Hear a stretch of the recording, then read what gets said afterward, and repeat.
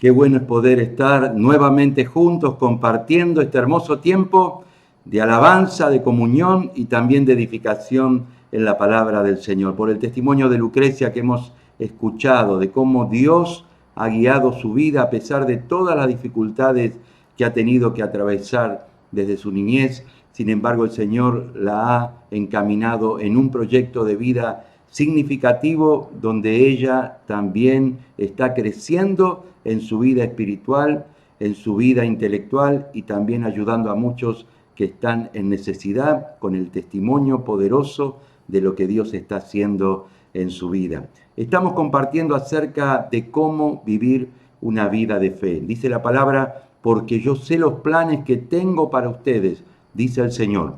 Planes para su bienestar y no para su mal, a fin de darles un futuro lleno de esperanza. Y en esa confianza y en esa seguridad caminamos y vivimos nuestra vida cristiana creyendo realmente que Dios nos ama y tiene un proyecto, un plan, un propósito hermoso para cada una de nuestras vidas. Decíamos que para poder vivir una vida de fe debemos aprender a escuchar la voz del Señor.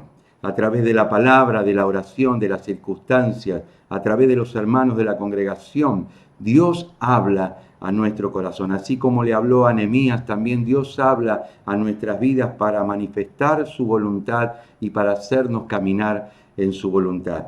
Pero también decíamos que tenemos que hacer un proyecto, un plan.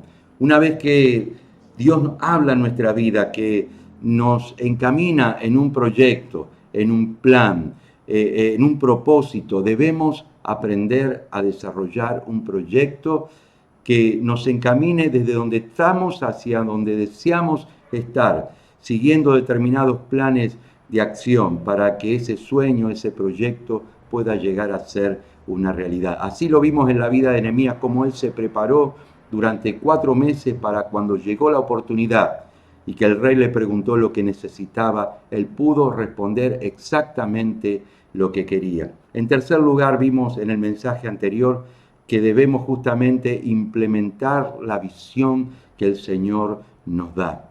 Tenemos la visión, tenemos el plan, pero tenemos que implementar y poner manos a la obra en todos los sueños y proyectos que el Señor tiene para nuestras vidas. Hoy vamos a estar hablando acerca de un tema muy importante en cualquier sueño, en cualquier proyecto, en cualquier acción que nosotros querramos desarrollar, debemos justamente pensar en los recursos económicos y de cómo nosotros podemos llegar a desarrollar esos recursos para llevar adelante la vocación que el Señor pone en nuestro corazón, los proyectos, los sueños que el Señor tiene para nuestras vidas. En la palabra del Señor claramente se nos habla acerca de que cada vez que Dios ha dado un proyecto o un plan a una persona, justamente lo hizo responsable de poder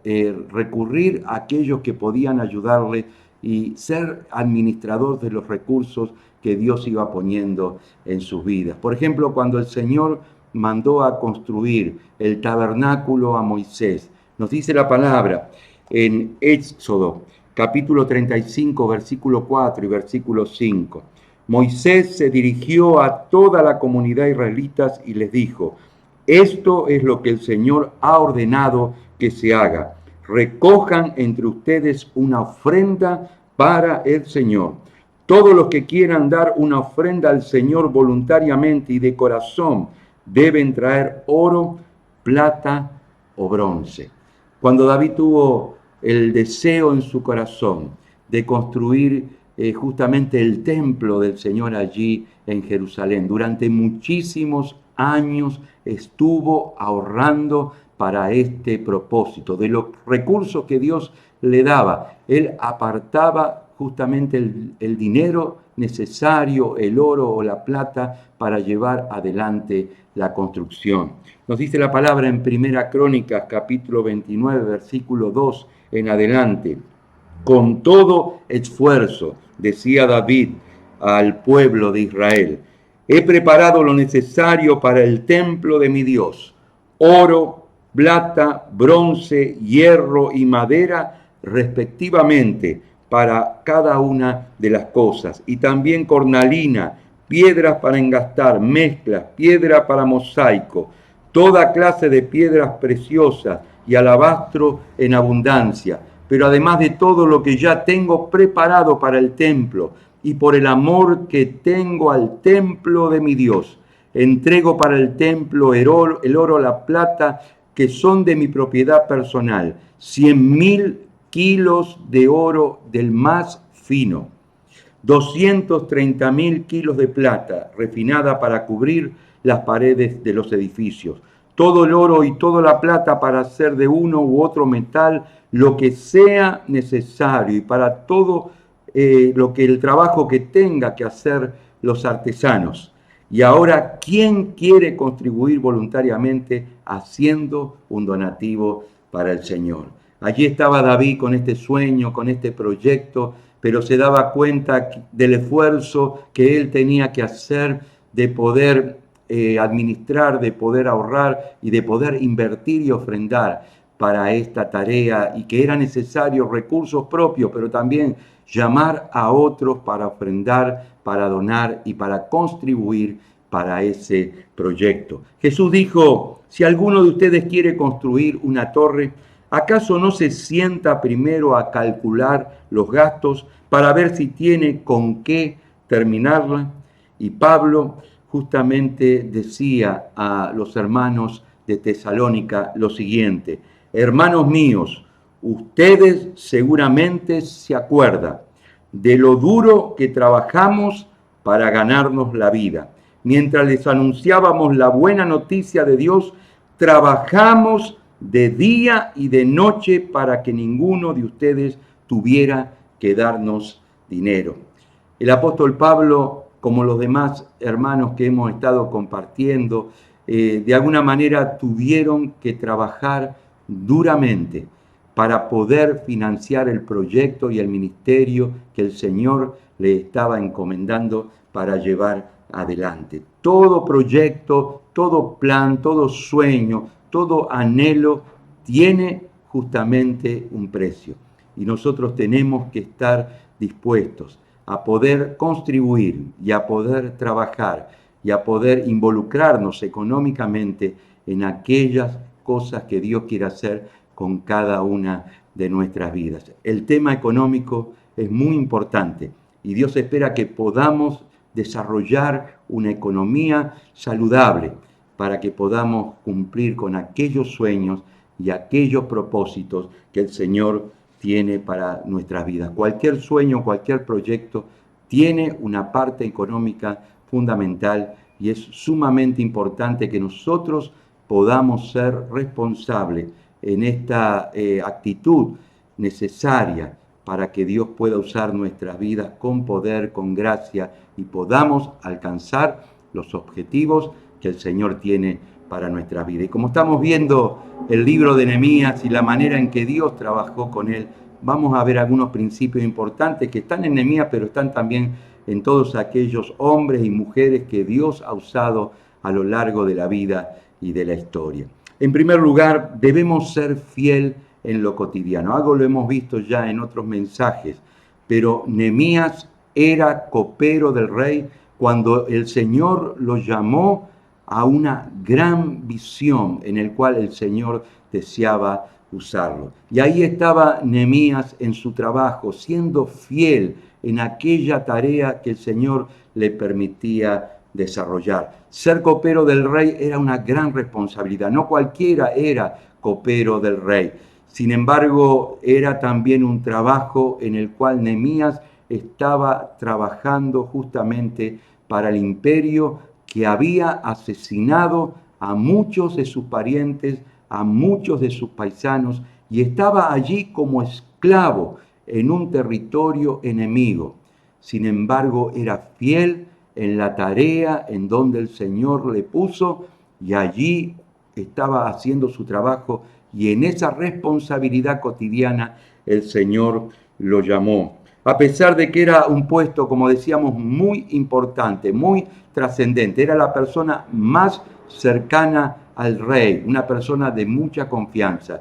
Sin embargo, su trabajo también tenía muchas contrariedades. Sin embargo, Nehemías fue fiel a la obra y al trabajo que Dios les delegó, y en esa responsabilidad el Señor lo llamó. Muchos de los hombres que han sido fieles a Dios lo fueron primeramente en aquellas tareas cotidianas que tuvieron que desarrollar. Así lo vemos en la vida de José, de cómo en todas las circunstancias adversas que José tuvo que atravesar, él fue fiel al Señor, y la palabra dice que Dios estaba con José en cada una de las circunstancias adversas que tuvo que atravesar. Y en esas circunstancias Dios lo fue formando a José para llegar a ser allí gobernador de Egipto. Lo mismo podríamos decir acerca de Moisés, de cómo Moisés fue fiel en la tarea, aún antes de conocer al Señor. Durante 40 años fue formado allí para llegar a ser faraón en Egipto. Después otro 40 años estuvo pastoreando las ovejas de su suegro. Y en esta fidelidad que tuvo Moisés, fue formado por Dios, pero también fue llamado por Dios para llevar adelante la tarea que el Señor le estaba encomendando. Lo mismo podríamos decir de David, ¿no es cierto? Que cuando el Señor lo elige, lo llama, estaba pastoreando las ovejas de su padre, mientras los hermanos se estaban dando la gran vida, allí estaba David cumpliendo con su tarea que el padre le estaba encomendando, y el Señor miró su actitud y también miró su corazón. Cuando llama el Señor a David, dice por medio del profeta, el Señor mira, el hombre mira lo que está delante de sus ojos, pero el Señor mira su corazón. Y allí estaba el Señor llamando a David, aunque Samuel veía a Saúl como el futuro rey, o veía a los hermanos justamente que eran grandotes como futuros reyes. Sin embargo, el Señor estaba allí mirando la actitud y el corazón de David.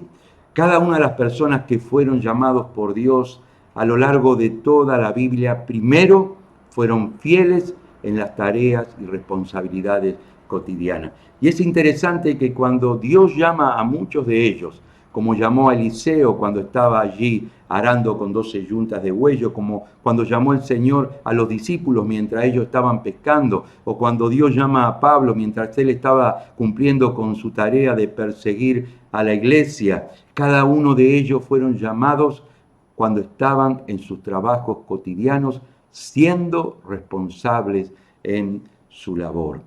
El Señor nos dice en su palabra, el que es fiel en lo poco, también en lo más es fiel. Nosotros debemos ser fieles en lo cotidiano, debemos ser fieles en nuestras responsabilidades, en nuestras tareas regulares, en nuestros trabajos o en nuestros estudios, para que justamente a través de esa fidelidad el Señor nos esté llamando. Cuando Jesús cuenta la parábola del mal mayordomo y habla acerca del ejemplo y el modelo que nosotros tenemos que seguir, nos dice lo siguiente en Lucas 16:10: el que se porta honradamente en lo poco, también se porta honradamente en lo mucho. El que no tiene honradez en lo poco, tampoco la tiene en lo mucho. De manera que si en las falsas riquezas de este mundo ustedes no se portan honradamente, ¿quién les confiará las verdaderas riquezas? Y si no se portan honradamente con lo ajeno, ¿quién les dará lo que le pertenece? Jesús está diciendo acá, si no somos fieles y responsables en nuestras tareas cotidianas, ¿cómo vamos a ser llamados por Dios para cumplir responsabilidades mayores? En la parábola del sembrador, aquellos que usaron lo que el Señor les dio y lo multiplicaron, el Señor les dijo, bien buen siervo y fiel, en lo poco has sido fiel, sobre mucho te pondré. Nehemías estaba siendo fiel en la tarea que el Señor le había encomendado. Dios miró su actitud, Dios miró su corazón, Dios miró su fidelidad y justamente lo llamó para servirles en cosas mayores. Muchos de los trabajos que hacemos son contradictorios y muchas veces tenemos que trabajar quizás de manera precarizada. por ejemplo, como lo hacía el apóstol Pablo, que tenía que trabajar para el imperio romano, haciendo carpas justamente para el imperio que estaba dominando al mundo entero, incluso al pueblo de Israel, o como Nehemías, aquí trabajando como copero de un rey del imperio que había masacrado a sus compatriotas. Sin embargo, ellos entendían que había un propósito del Señor allí y aprovecharon la oportunidad justamente para ser fiel en lo poco. Y esto quiere decir que muchas veces nosotros vamos a tener y vamos a ser preparados por Dios quizás en trabajos que no sean muy profesionalizados, quizás en trabajos que por ahí no nos sintamos demasiado cómodos. Sin embargo, estaremos allí siendo preparados por Dios para la tarea que Dios tiene para nuestras vidas y debemos aprovechar ese tiempo para prepararnos para lo que Dios va a hacer con nosotros en el futuro. A veces tenemos jóvenes de nuestras iglesias trabajando quizás en los paradores, con gente en situación de calle. Son trabajos duros, difíciles. A veces algunos de ellos trabajan en horas nocturnas. Y yo les animo a que aprovechen ese tiempo y ese trabajo que están teniendo para poder aprovechar el tiempo libre para estudiar y prepararse para una carrera que sea un proyecto en el cual puedan extenderse hacia el futuro con una visión superadora. A veces hay que trabajar, quizás muchas de las chicas trabajan cama adentro o trabajan limpiando por hora o haciendo otro tipo de trabajos que muchas veces no son bien remunerados o no son gratificantes. Sin embargo, si uno está allí con la proyección de futuro, creyendo que es una oportunidad que Dios nos da para poder ir financiando nuestros sueños y preparándonos como muchos de ellos fueron preparados aún en medio de la adversidad para lo que Dios quiere hacer con nosotros en el futuro, entonces estaremos aprovechando bien el tiempo y la oportunidad que Dios nos regala para poder avanzar y progresar tanto económicamente como espiritualmente. En segundo lugar, para poder desarrollarnos económicamente y tener un crecimiento en nuestra vida significativo, debemos tener una visión de desarrollo y de crecimiento. Cuando Nehemías estaba allí siendo copero del rey, escucha la noticia de cómo estaba la muralla de Jerusalén. Él siendo copero del rey, ora de esta manera en el capítulo 1, versículo 11. Yo te ruego, Señor, que prestes atención a la súplica de este humilde siervo tuyo y a la de todos tus siervos que honran tu nombre. Concédele a este siervo tuyo tener éxito ante el rey para que me conceda lo que yo le solicite. Nehemías era copero del rey, pero tenía una visión que Dios le había dado de poder avanzar en otro proyecto y en otra vocación en su vida que tenía que ver con ayudar al pueblo de Israel a salir de la miseria y de la humillación en la cual estaba viviendo. Justamente debemos animarnos a crecer.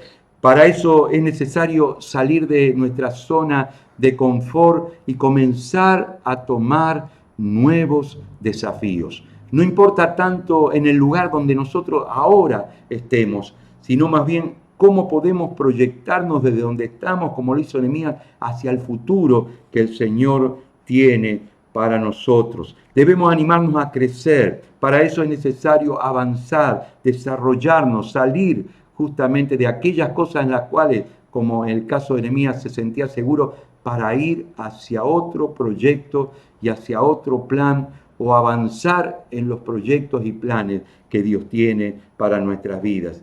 El apóstol Pablo, encarcelado en Roma, estando quizás en el ocaso de su ministerio, estaba quizás a punto de dar su vida dando testimonio de Cristo allí en Roma. Quizás le quedaban pocos años de vida y ya había hecho infinidad de trabajos para Dios. Podía sentirse orgulloso de todo lo que había hecho porque había predicado el Evangelio en casi todo el imperio romano, sembrando la palabra, llevando vidas a Cristo, levantando infinidad de iglesias, infinidad de pastores Sin embargo, estando allí encarcelado en Roma y escribiendo la carta a los filipenses, dice lo siguiente: hermanos, yo sé muy bien que todavía no he alcanzado la meta, pero he decidido no fijarme en lo que ya he recorrido, sino que ahora me concentro en lo que me falta por recorrer.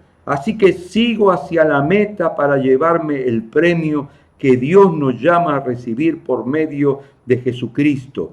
Todos los que ya hemos progresado mucho en nuestra vida cristiana debemos pensar de esta manera. Debemos pensar de esta manera. ¿De qué manera? La manera del desarrollo, la manera del crecimiento, la manera de los sueños, la manera de la proyección hacia algo superador que el Señor tiene para nuestras vidas. Ya no recuerdes el ayer, dice la palabra en Isaías. No pienses más en las cosas del pasado, porque yo voy a hacer algo nuevo y ahora mismo va a aparecer. Y Pablo decía, olvidando ciertamente lo que queda atrás y extendiéndome hacia adelante, prosigo a la meta del supremo llamamiento en Cristo Jesús.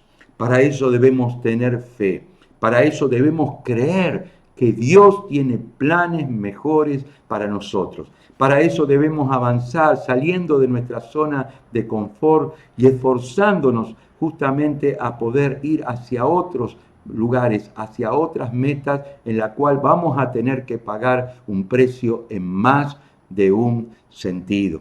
Escribiendo el apóstol Pablo a los Corintios dice lo siguiente: ustedes saben que en una carrera todos corren, pero solamente uno recibe el premio. Pues bien, corran ustedes de tal manera que reciban el premio. Los que se preparan para competir en un deporte evitan todo lo que pueda hacerles daño, y esto lo hacen por alcanzar como premio una corona que enseguida se marchita. En cambio, nosotros luchamos por recibir un premio que no se marchita. Yo, por mi parte, dice Pablo, no corro a ciegas, ni peleo como si estuviera dando golpes al aire. Al contrario, castigo mi cuerpo, lo obligo a obedecerme para no quedar yo mismo descalificado después de haber enseñado a otro. Pablo doblegaba su voluntad, doblegaba su ánimo, doblegaba su cuerpo para poder correr hacia la meta que el Señor tenía para su vida por delante.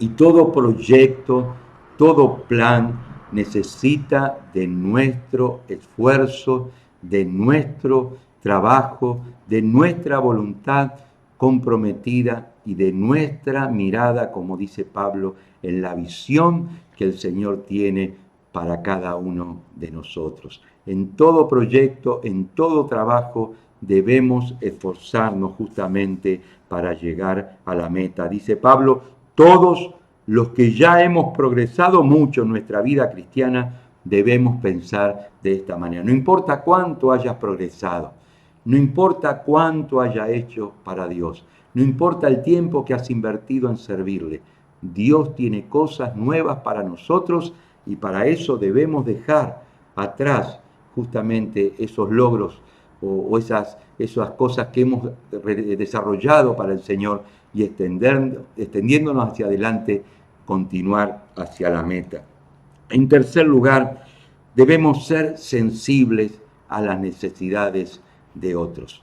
Si deseamos que el Señor esté acompañando y bendiciendo el ministerio o el proyecto o el sueño que tenemos por delante, debemos justamente ser sensibles a las necesidades de otros. En el capítulo 5 de Nehemías, versículo 1 al 13, nos dice lo siguiente: pero los hombres del pueblo y sus esposas protestaron contra sus compatriotas judíos, pues decían, si contamos a nuestros hijos y nuestras hijas y nuestras familias, somos muchos y tenemos que pedir prestado el grano para poder comer y para poder vivir. Otros decían, es tanta el hambre que padecemos que ya hemos hipotecado nuestras tierras, nuestras viñas, nuestras casas a cambio de alimentos. Otros se quejaban, hemos tenido que hipotecar nuestras tierras y nuestras viñas para pagar el tributo al rey. Y aunque nuestro cuerpo es semejante al de nuestros hermanos, nuestros hijos son como sus hijos. Nosotros hemos tenido que hacer de nuestros hijos y de nuestras hijas esclavos al servicio de otros. Algunos ya lo son y no podemos rescatarlas porque nuestras tierras y nuestras viñas pertenecen a otros. Cuando escuché sus quejas, me enojé mucho, pero reflexioné acerca de lo que iba a decir. Luego convoqué a los hombres importantes y a los oficiales del templo y les dije, ¿son capaces de exigir altos intereses a sus hermanos? Y también les dije, de acuerdo con nuestras posibilidades, nosotros hemos rescatado a nuestros hermanos judíos que habían sido vendidos como esclavos a otros pueblos, y ustedes se atreven a vender a sus propios hermanos entre nosotros mismos, y como no supieron cómo responder, prefirieron callar. Pero añadí, estos que están haciendo no está bien, demuestren temor por Dios, así no tendremos que avergonzarnos delante de nuestros enemigos de otros pueblos. Mis hermanos y yo también le hemos prestado dinero y grano para que ellos puedan sobrevivir. Dejemos de cobrarles intereses. Yo les ruego que hoy mismo les devuelvan sus tierras, sus viñas, sus olivares y sus casas, más la centésima parte del dinero del grano, del vino, del aceite que les cobraron como interés. Y ellos dijeron, así lo haremos, vamos a devolverle lo que les habíamos cobrado y no tendrán que pagarnos nada. Entonces reuní a los sacerdotes y los comprometí a cumplir lo que habían acordado. Luego sacudí mis vestiduras y les dije, así como yo he sacudido mis vestidos, que Dios sacuda de su casa a quien no cumpla con este acuerdo, que lo eche fuera. Y el pueblo dijo, amén, y alabó al Señor y empezó a poner en práctica todo lo que había acordado. Acá está Nehemías en medio de la reconstrucción de las murallas y con un conflicto tremendo porque había muchos de sus hermanos que estaban pasando por grandes necesidades. Algunos no tenían para comer, lo necesario para comer. Otros habían tenido que hipotecar sus campos, sus viñedos, sus tierras. Otros habían tenido que poner a sus hijos, vender a sus hijos y sus hijas como esclavos a otros para poder de alguna manera pagar todo lo que debían. Sus propios paisanos le estaban cobrando intereses tremendos por el dinero que le estaban prestando, y esta usura hacía que muchos estaban padeciendo, aún en contra de lo que Dios había dicho en su palabra. Y Nehemías justamente les reprende por esta injusticia, se pone al lado de aquellos que estaban sufriendo y hace que ellos puedan cambiar de actitud. Nos dice el texto que Nehemías se enojó muchísimo, tuvo muchísima bronca. Sin embargo, no respondió con toda la bronca que tenía, porque dice, me enojé muchísimo, pero dice, después de haberlo pensado bien, le respondió al pueblo y habló para que eso pudiese cambiar. ¿De qué manera actuó Nehemías? Bueno, en primer lugar, pensando bien lo que iba a decir. Siempre que de alguna manera hablemos o nos enojemos por algo, debemos hacer una pausa y pensar bien lo que vamos a decir. Luego de pensar bien lo que iba a decir, en primer lugar los confrontó con la usura que estaban llevando adelante justamente aquellos hermanos suyos que estaban en necesidad. Y aquellos que estamos sirviendo a Dios, siempre debemos ponernos del lado de aquellos que están pasando por mayor necesidad. Después los confrontó con la palabra. En el texto justamente de Levítico capítulo 25, versículo 35 al 40, dice, cuando algún israelita se quede en la miseria, deben ayudarlo como si se tratara de un refugiado en el país. Si le hacen un préstamo, no deben cobrarles intereses. Si les dan de comer, no deben hacerlo por negocio. Muestren respeto por mí, déjenlos vivir entre ustedes. Allí el Señor había dado una ley, y esa ley tenía que ver con la compasión, con la misericordia. Ellos tenían prohibido cobrarles intereses a sus paisanos, y sin embargo habían hecho todo lo contrario. Entonces Nehemías lo confronta justamente con este pecado, porque estaban haciendo cosas que estaban en contra de la voluntad de Dios. Nehemías no solo apela a la palabra, sino también a su ejemplo, porque él era ejemplo de lo que le estaban pidiendo. En el versículo 8 del capítulo que hemos leído dice lo siguiente: y también les dije, de acuerdo con nuestras posibilidades, nosotros rescatamos a nuestros hermanos judíos que habían sido vendidos como esclavos a otros pueblos, y ustedes se atreven a vender a sus propios hermanos entre nosotros mismos. Allí Nehemías se pone como ejemplo, dice nosotros, hablando de él y de sus compañeros, hemos rescatado a nuestros hermanos que estaban esclavizados, y ahora ustedes lo vuelven a esclavizar. Nehemías justamente enseña con la palabra, como lo hemos dicho, con el ejemplo también, teniendo sensibilidad social y creyendo y entendiendo lo que Dios desea y lo que Dios le agrada. ¿Sabes una cosa? A Dios le agrada la compasión y la misericordia.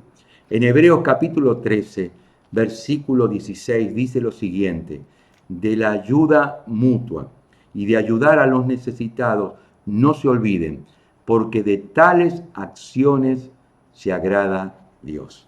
De hacer el bien y de la ayuda mutua, no se olviden, porque de tales acciones se agrada Dios. A Dios le agrada la compasión, a Dios le agrada la misericordia, a Dios le agrada la ayuda al necesitado.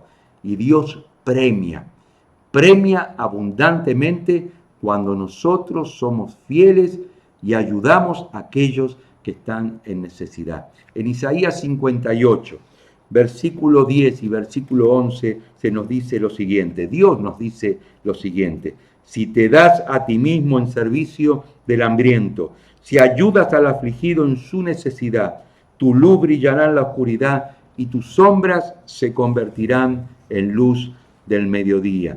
Yo te guiaré continuamente, te daré comida abundante en el desierto, daré fuerzas a tu cuerpo y serás como un jardín bien regado, como un manantial al que no le falta el agua.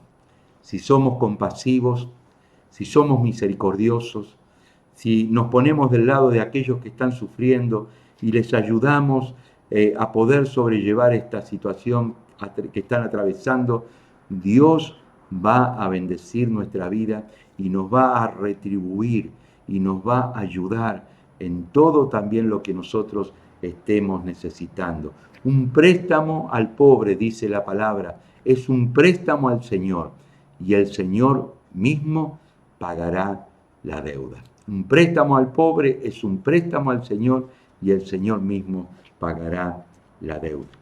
En cuarto lugar, debemos ser generosos. No solamente debemos ser compasivos, sino también debemos ser generosos. Versículo 14 en adelante. Durante 12 años, desde el día en que el rey Artajerje me nombró gobernador de la tierra de Judá, es decir, desde el año 20 de su reinado hasta el año 32, ni mis hermanos ni yo nos alimentamos con las contribuciones que yo recibía como gobernador. En cambio, los gobernadores anteriores a mí abrumaban al pueblo y les cobraban 40 monedas de plata por el pan y el vino que le vendían, y aún sus mismos criados se creían superiores y se aprovechaban del pueblo. Pero yo no me porté así por temor a Dios. Como parte del pueblo, a mí y a mis criados nos tocó restaurar un tramo de la muralla, aun cuando yo no había comprado tierras.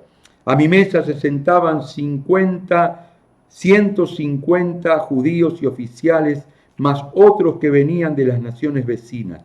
Cada día se mataba un buey y 6 ovejas engordadas. A mi a mí me preparaban aves para comer, cada 10 días se servía vino en abundancia. Sin embargo, nunca exigí que eso se pagara con las contribuciones que tenía derecho como gobernador, porque la pobreza del pueblo era extrema. Dios mío, te ruego que no te olvides de mí, ni de todo lo que he hecho por este pueblo. Nehemías era una persona tremendamente generosa.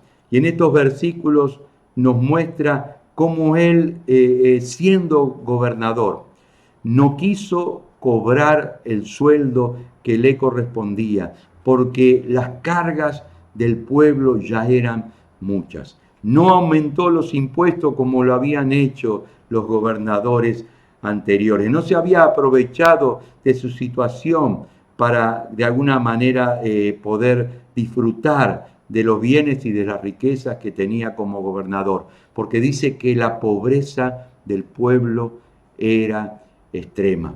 Y de alguna manera nos muestra un ejemplo que nosotros debemos seguir. Qué bueno que nuestros gobernantes puedan seguir este ejemplo de Nehemías, de no cobrar su sueldo como habitualmente lo cobran de una manera tremenda. Qué difícil es ver gobernantes ricos con pueblo pobre. La pobreza del pueblo de Israel era extrema, como es hoy mismo la pobreza de muchos de nuestros compatriotas. Sin embargo, aquí tenemos en el modelo de Nehemías un modelo para poder seguir, tanto en nuestras instituciones, tanto en nuestras iglesias, tanto en nuestros gobiernos. Qué bueno sería que los gobernantes, los líderes, los referentes puedan seguir y podamos seguir este modelo y este ejemplo de Nehemías. Nehemías no tenía la responsabilidad de ponerse a trabajar para reconstruir la muralla, porque dice, nosotros no habíamos comprado tierras en Jerusalén, así que no teníamos la responsabilidad de trabajar en la reconstrucción. Sin embargo, mis compatriotas, mis siervos y yo trabajamos justamente como lo hacía el apóstol Pablo para dar un ejemplo a seguir, un ejemplo que los demás podían ver justamente como un modelo de vida para que podamos seguir.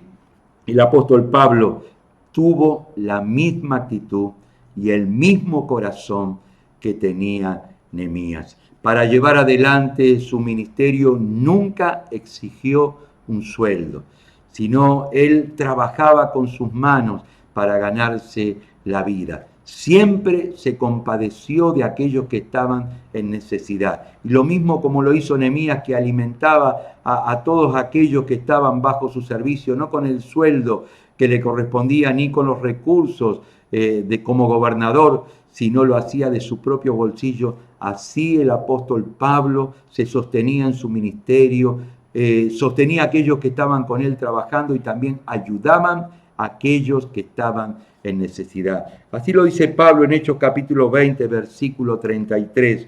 No he querido para mí mismo ni el dinero ni la ropa de nadie. Al contrario, bien saben ustedes que trabajé con mis propias manos para conseguir lo necesario para mí y para todos los que estaban conmigo. Siempre les he enseñado que así se debe trabajar y ayudar a los que están en necesidad, recordando aquellas palabras del Señor Jesús: hay más dicha en dar que en recibir. Nehemías sabía que su provisión venía de Dios. Por eso, luego de hablar de todo lo que había hecho, dice allí en el versículo 19, Dios mío, te ruego que no te olvides de mí ni de todo lo que he hecho por este pueblo. ¿Sabes qué? Dios nunca se olvida de lo que nosotros hacemos para ayudar a aquellos que están en necesidad. Y debemos tener un corazón generoso para poder bendecir la obra de Dios y para poder ayudar a todos los que están en necesidad y para poder financiar los proyectos y los sueños que Dios ha puesto en nuestro corazón, como lo hizo David, como lo hizo Nehemías, como lo hizo el apóstol Pablo. Debemos tener una actitud generosa, porque Dios es quien suple todas nuestras necesidades. Así lo dice el apóstol Pablo en Filipenses, justamente 4:19. Así pues, mi Dios suplirá todo lo que les falte conforme a sus riquezas en Cristo Jesús. Dios tiene riquezas en Cristo Jesús y Él nos bendice cuando tenemos un corazón generoso. En quinto lugar, debemos honrar a Dios con nuestros bienes. Si anhelamos desarrollar un proyecto o un ministerio fructífero, debemos honrar a Dios con nuestros bienes y apartar para Él y apartar para su obra de todo lo que el Señor nos permite ganar. Así lo hizo Nehemías y lo leemos en el capítulo 12, versículo 44. Nehemías 12, versículo 44 dice lo siguiente: designamos también hombres para que se encargaran de los depósitos para las ofrendas, de la primera parte de la cosecha, de los diezmos. Ellos eran responsables de recolectar de los campos fuera de la ciudad las porciones específicas por ley para los sacerdotes y para los levitas, pues todo el pueblo de Judá estaba muy feliz y agradecido con los sacerdotes y los levitas por el trabajo que prestaban. Nehemías planificó, organizó, designó hombres que estuviesen a cargo de recibir los diezmos, las ofrendas, las primicias, para que justamente la obra de Dios se pueda llevar adelante y que justamente el sacerdocio y todo lo que tenía que ver con la adoración a Dios y con la enseñanza al pueblo de la palabra de Dios se pudiese desarrollar y pudiese realmente ser de mucha bendición para ese pueblo que estaba siendo reedificado, no solamente en lo que tenía que ver con lo material, sino también, como lo leemos en el libro, a través de lo espiritual. Y cuando nosotros honramos a Dios, cuando nosotros apartamos para Dios para adorar su nombre, como motivo de gratitud y alabanza, traemos diezmos, ofrendas, primicias y damos al Señor con generosidad, el Señor también mira nuestro corazón, nos prospera y nos bendice. El tema del diezmo es un tema conflictivo muchas veces en muchos creyentes.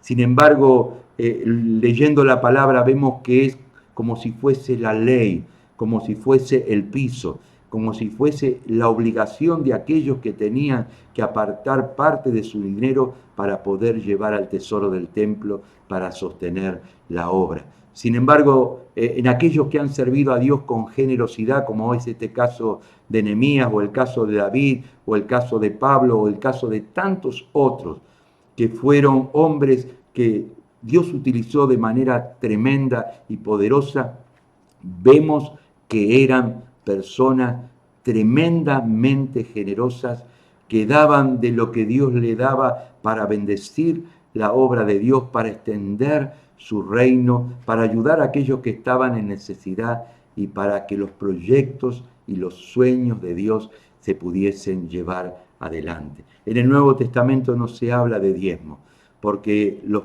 primeros creyentes y muchos de aquellos que sirvieron a Dios no dieron el diezmo, porque eso tenía que ver con la ley, sino dieron con generosidad y muchos de ellos aún todo lo que tenían para llevar adelante la obra del Señor. Así lo dijo Pablo cuando dijo: de buena gana me gastaré de lo mío, y aún yo me gastaré por amor de vosotros. Y cuando el apóstol escribe la segunda carta a los Corintios, pone como ejemplo a los hermanos de Macedonia, que eran muy pobres, sin embargo sus ofrendas habían sido tan generosas como si fueran ricos. Dice allí en 2 Corintios capítulo 8, versículo 1, ahora hermanos, queremos contarles cómo se ha mostrado la bondad de Dios en las iglesias de Macedonia. A pesar de las pruebas que han tenido que pasar, son muy felices. Y a pesar de ser muy pobres, sus ofrendas han sido tan generosas como si fueran ricos. Yo soy testigo que han ofrendado espontáneamente según sus posibilidades y aún más allá de ellas. Por su propia iniciativa nos rogaron mucho que le permitiéramos tomar parte en la ayuda para el pueblo de Dios. Y hasta hicieron más de lo que esperábamos, pues se ofrendaron a sí mismos, primero al Señor y luego a nosotros, conforme a la voluntad del Señor.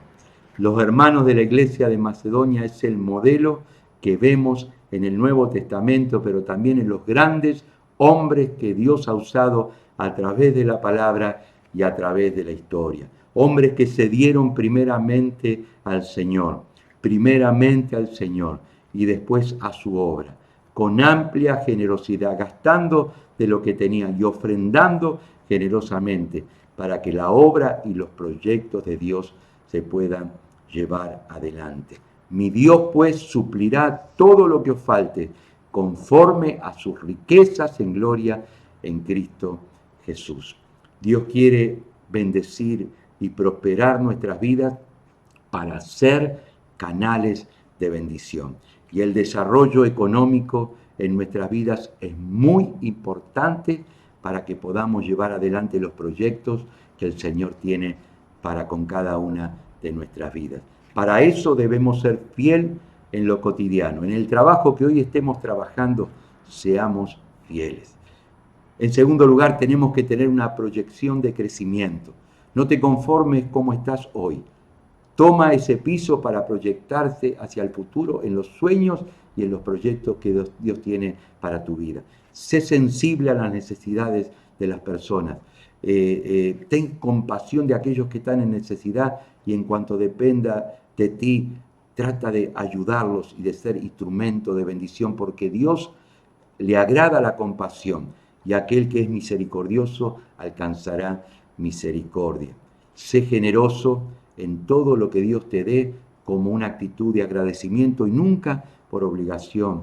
Y por último, sé instrumento en las manos de Dios para bendecir su obra. Cuando Dios te prospere, cuando Dios te bendiga, cuando el Señor esté guiando tu vida en un proceso de desarrollo, de prosperidad, de crecimiento, siempre recuerda de donde Dios te ha sacado y proyecta tu vida en los sueños de Dios, siendo generoso y honrando siempre a Dios, apartando una parte de lo que Él te ha dado para ofrendar con generosidad y ser instrumento de bendición en su obra. Yo te animo a que podamos poner en práctica estos principios de la palabra y sin duda Dios nos ayudará y nos bendecirá.